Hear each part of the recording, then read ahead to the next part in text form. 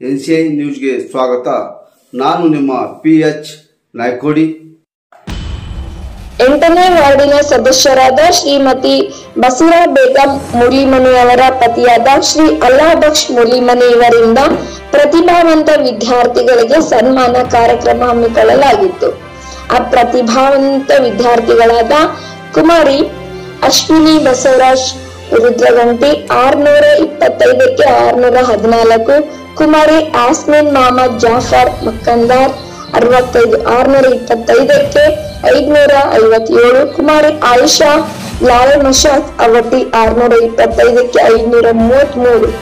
ಈ ಮೂವರು ಪ್ರತಿಭಾನ್ವಿತ ವಿದ್ಯಾರ್ಥಿಗಳು ಅತಿ ಬಡತನದಲ್ಲಿ ಬೆಳೆದು ಅವರ ಸಾಧನೆ ನೋಡಿ ಈ ವಿದ್ಯಾರ್ಥಿಗಳಿಗೆ ಸಿಹಿ ತಿನಿಸಿ ಸನ್ಮಾನ ಮಾಡುವುದರ ಮುಖಾಂತರ ಆ ವಿದ್ಯಾರ್ಥಿಗಳಿಗೆ ಶುಭಾಶಯ ಕೋರಲಾಯಿತು.